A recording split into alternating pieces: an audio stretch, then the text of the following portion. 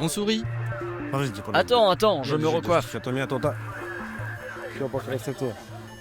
Prêt? Attention. Et voilà. Je suis en quelque sorte un héros national. En kazakh, il me surnomme le héros du peuple. C'est un pays où les cosmonautes sont rois.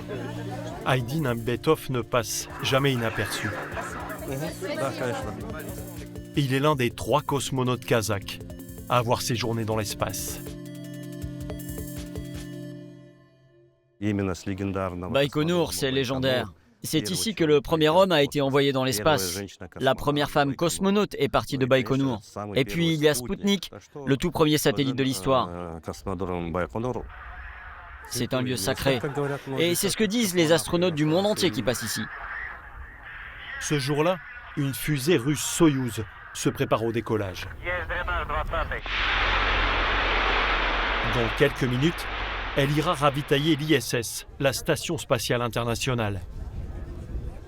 Pour les héros de l'espace, ce sont des moments où l'on remonte le temps. Je ne rate jamais un lancement. Mais en tant que cosmonaute, le mieux pour moi sera toujours d'être à l'intérieur de la fusée, de partir faire les recherches là-haut.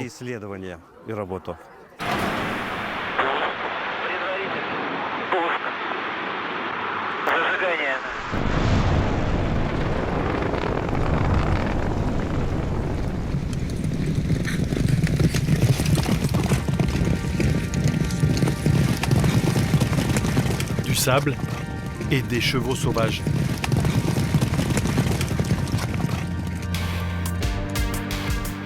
Depuis Astana, la capitale, il faut parcourir 1300 km de steppe, plein sud, pour arriver jusqu'ici, Baïkonour, cité des étoiles. Héritage de la période soviétique, la ville est située au Kazakhstan, mais c'est le drapeau russe qui flotte sur Baïkonour. Policiers russes, checkpoint russe, loi russe. Le site est loué par Moscou à l'État kazakh. 100 millions d'euros chaque année, jusqu'en 2050. Après, les Russes ont prévu de rapatrier leur lancement en Sibérie, sur leur territoire. Il ne restera alors que des souvenirs à Baïkonour. Les souvenirs des grands hommes, comme celui qui sourit pour l'éternité à l'entrée de la ville. Youri Gagarin, premier homme dans l'espace en 1961. Baïkonour, c'est le plus grand cosmodrome du monde. 6700 km², 500 km de voies ferrées, 1300 km de routes pour alimenter 15 pas de tir et 250 sites techniques construits à partir de 1956.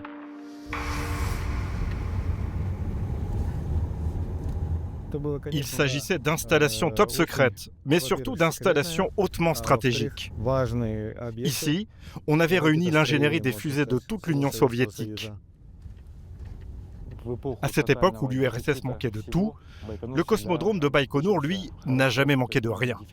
C'est une période où tout ce qui concernait la recherche et tous ceux qui travaillaient à la course à l'espace étaient considérés comme l'élite de l'Union soviétique. Gorganbek Kainazarov est le numéro 2 d'Infracos, la société qui gère les infrastructures du cosmodrome de Baïkonour. Devant nous, 112A, un entrepôt construit il y a plus de 50 ans.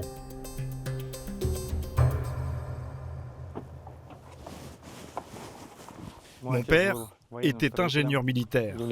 Il a d'ailleurs été honoré comme l'un des grands bâtisseurs de Baïkonour. Il a été un de ceux qui ont construit ce bâtiment. Comme il était sur place, mon père était au courant de tous les secrets. Un jour, j'étais jeune, il m'a dit que nous étions en train de construire une nouvelle installation. On y ferait décoller des fusées qui ressembleraient à des avions.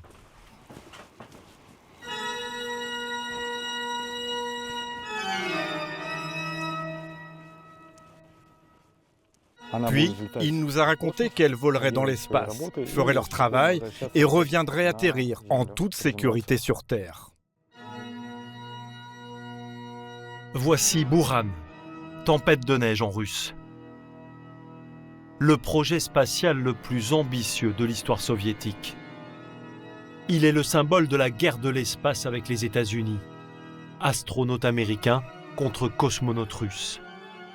À partir de 1976, ce monstre de 75 tonnes est conçu pour rivaliser avec le projet Challenger. Comme vous pouvez le constater, la carlingue de Buran est entièrement recouverte de carreaux, des carreaux noirs et blancs. Ce système était extrêmement innovant, révolutionnaire même. La composition chimique des carreaux leur permettait de résister à la chaleur.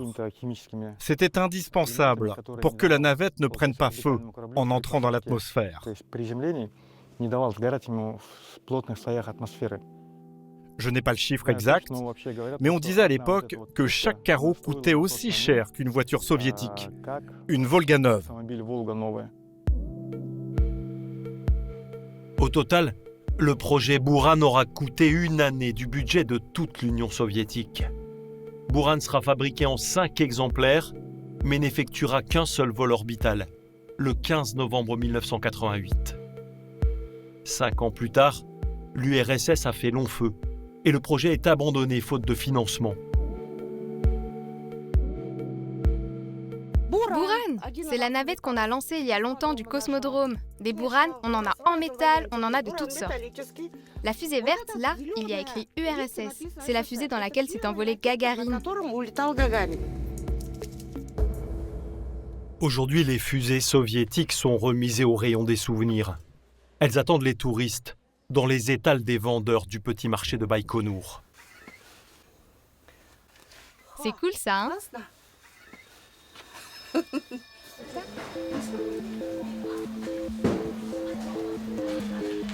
Ces souvenirs qui affichent la grandeur du programme spatial sont un héritage lourd à porter. Baïkonour est un patrimoine de l'humanité. Les héros de la course à l'espace s'y affichent partout. Les lanceurs qui ont fait sa légende aussi. La ville est marquée à jamais par les exploits des cosmonautes. Aujourd'hui, alors que le départ de Moscou se précise, le Kazakhstan se prépare à prendre la relève.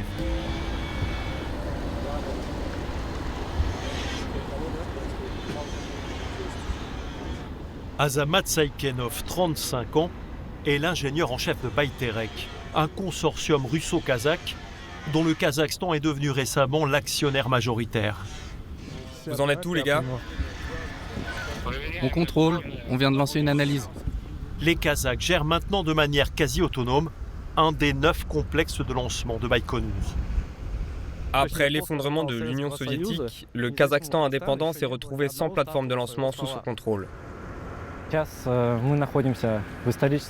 Aujourd'hui, nous sommes à un moment historique pour ce pays et pour tous les Kazakhs. Nous préparons le premier lancement indépendant de l'histoire du Cosmodrome. Ça fait 8 ans qu'on y travaille.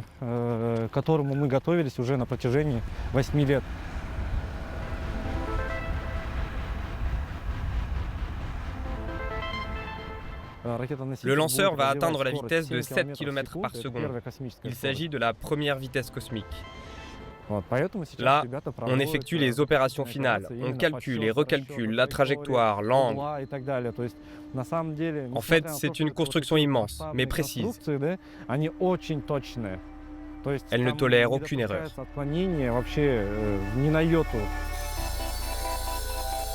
Au pied du pas de tir, les bunkers qui abritent les centres opérationnels. C'est d'ici que sera déclenchée la mise à feu.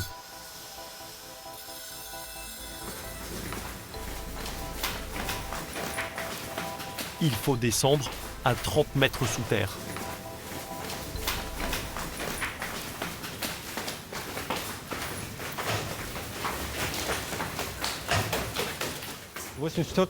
Tout ceci a été construit en 1984 pour le lancement de la première fusée Zénith. En ce moment, on est en train de rénover totalement l'ensemble des infrastructures, l'ingénierie, les réseaux.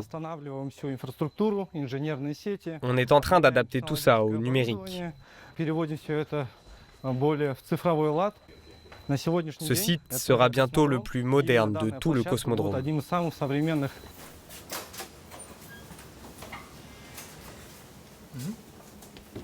Ici, c'est en quelque sorte la station-service, le ravitaillement. On prépare l'alimentation de la fusée en carburant. D'un côté, le carburant et de l'autre, l'oxygène liquide. Cet opérateur vérifie le transfert de l'oxygène liquide. La fusée arrivera vide. On la met à la verticale et on commence le ravitaillement en carburant.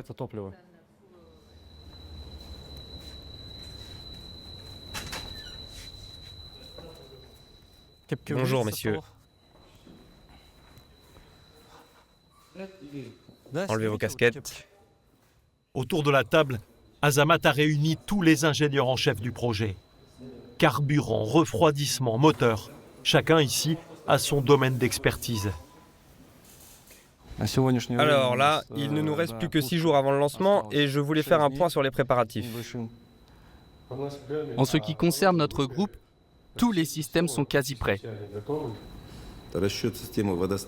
Pour l'alimentation en eau, nous avons effectué les tests de sécurité à 14 heures sur les systèmes de refroidissement 1, 6 et 9. Quels sont les systèmes qui ont été vérifiés? Faites-moi un point. Hier, on a réglé un incident dans le secteur 4.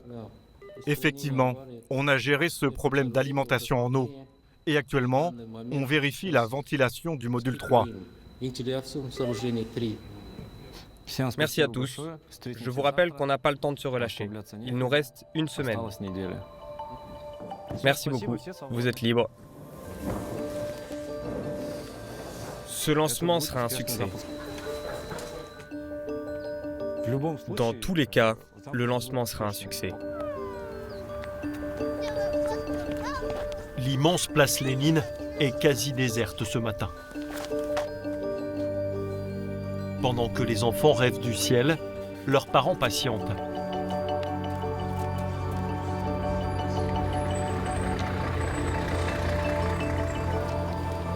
Ces touristes viennent de Russie, mais aussi du Canada, d'Espagne ou même d'Inde. Un bonjour d'Ouzbékistan. Ils embarquent pour une visite d'une journée sur les installations du cosmodrome.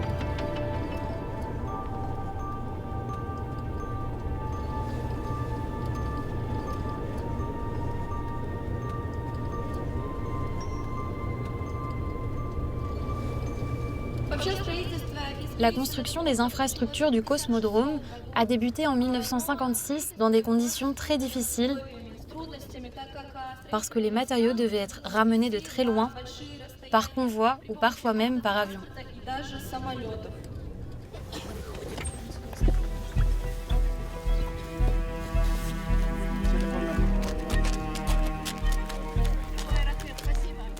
Venez, on peut s'approcher. Je pense qu'on voit mieux depuis ce côté-là. Voici donc le site Gagarine, la plateforme numéro 1.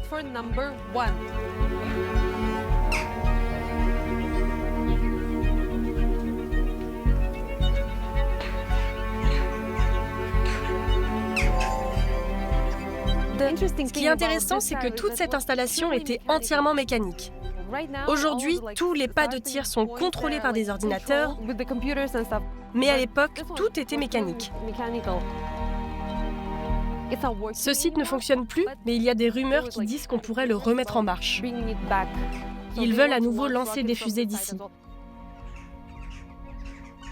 Quand j'ai découvert l'histoire de Baïkonour, c'est devenu mon rêve de venir ici. Être là, c'est complètement fou. On est dans le désert et tout à coup, surgissent des entrepôts partout, des plateformes de lancement. On a l'impression d'être dans un film de science-fiction. C'est super étrange.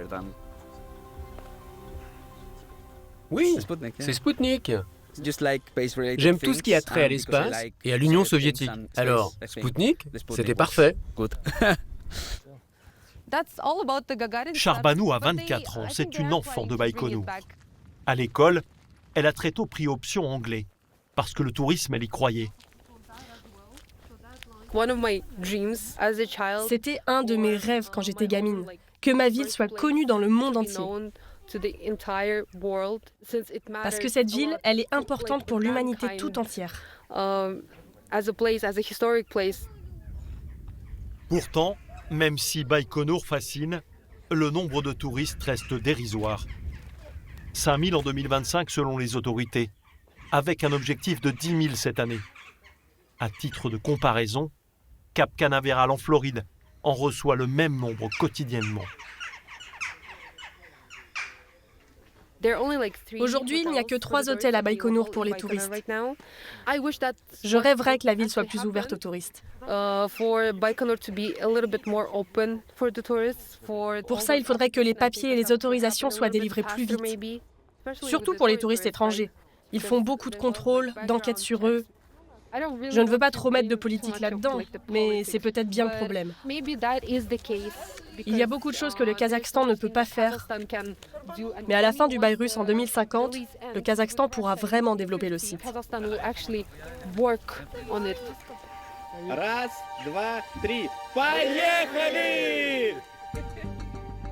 L'après-Russie. C'est la question qui obsède tout le monde à Baïkonour, mais dont personne ne souhaite parler ouvertement.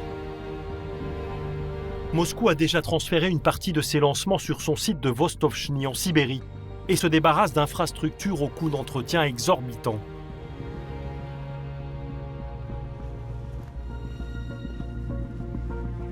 Karkanbek Kainazarov est chargé par les autorités du Kazakhstan d'inventer un avenir à ces milliers de bâtiments et de sites qui tombent à l'abandon. On se trouve ici, dans un lieu qu'on appelle le quartier zéro. C'est ici précisément qu'est née la ville de Baïkonour. La première équipe de cosmonautes a vécu dans cette maison-là. On trouve des photos d'eux sur Internet. Yuri Alexeyevich Gagarin, German Titov et tant d'autres. Ce lieu a été rétrocédé par la Russie à la République du Kazakhstan. Il s'avère qu'il a une grande importance historique. Nous allons donc le restaurer. Baïkonour est une marque que le Kazakhstan rêve de vendre. L'objectif est de transformer la ville en un gigantesque musée spatial, mais cela reste pour l'heure une utopie.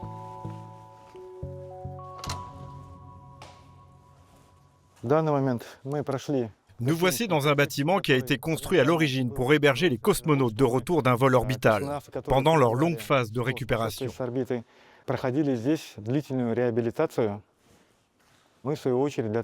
Pour augmenter notre capacité d'accueil des touristes, on a décidé d'en faire un hôtel.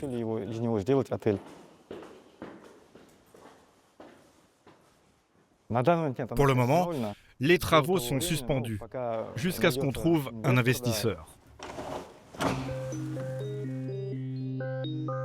Le potentiel est immense, mais sans Moscou, le Kazakhstan manque de moyens. Partout à Baïkonour, les infrastructures se dégradent. La ville du plus grand cosmodrome du monde pourrait en théorie accueillir 250 000 touristes et rapporter 250 millions d'euros par an. Mais pour cela, les investissements à faire seraient colossaux.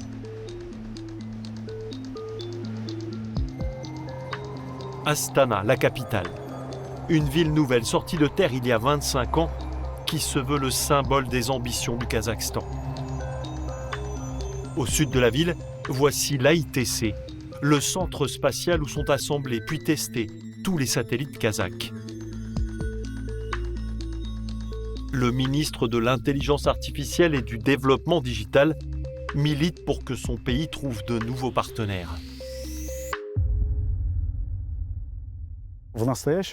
Cette année, le nombre de lancements à Baïkonour sera situé entre 7 et 9. C'est le plus bas niveau jamais enregistré depuis que ce cosmodrome légendaire existe. Pourtant, le secteur des lancements de satellites se développe de manière exponentielle partout dans le monde. De nombreux investisseurs privés arrivent et eux ne font pas de politique. Ces sociétés recherchent des lieux où installer leur base de lancement. C'est pour cela que nous allons continuer à travailler pour développer de nouveaux projets technologiques liés au lancement de fusées. Ce ne seront plus des projets bilatéraux avec la seule Russie. Nous devons nous ouvrir à d'autres partenaires. Le ministre n'évoquera pas de rupture avec la Russie, mais le Kazakhstan a clairement lancé la préparation de l'après-2050. Le pays négocie avec l'Europe, l'Inde ou encore la Chine. Mais les Kazakhs comptent aussi sur leurs propres forces. Récemment, un programme de 500 000 € a été débloqué pour les écoles de Baïkonour. L'objectif est de développer des programmes liés à l'espace dès le plus jeune âge. École 277. Une fois par semaine, ces 13 élèves de 5e participent à l'atelier espace. Cela fait 1 an qu'ils passent leur mercredi après-midi à fabriquer des fusées. Les grandes étapes, c'est de vérifier les stabilisateurs, le moteur et bien sûr le parachute. Beaucoup de gens vous diront que c'est très simple, mais vous le savez, en réalité, c'est très délicat. Est-ce que vous avez des questions sur la fusée? Allez, ne soyez pas timide. Vous savez combien elle pèse, cette fusée? Les fusées comme celle-ci sont très légères, 16-17 grammes. C'est ce qui leur permet de partir loin. La fusée peut monter jusqu'à 100-200 mètres d'altitude. Ok, vous êtes prêts les enfants? Maintenant, c'est le moment de vérité, le lancement. On va voir jusqu'où elle vole, ok? Si tout le monde est prêt, en route.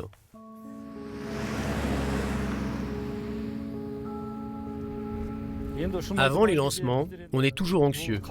On se demande si ça va voler. On y pense sans cesse. Est-ce que cette fusée va décoller ou pas? J'assiste à chaque lancement. À chaque fois, ça me rappelle notre décollage. Je nous revois, moi et mon équipage, assis à l'intérieur de la fusée. Je me souviens de chaque instant, chaque détail. Éloignez-vous les enfants. 3, 2, 1, feu!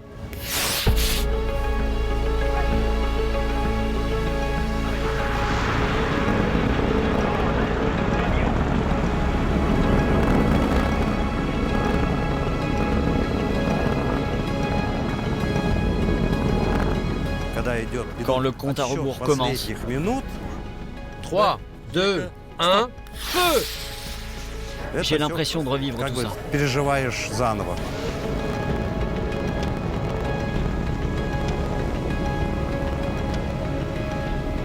Mon rêve, ce n'est pas juste de devenir cosmonaute.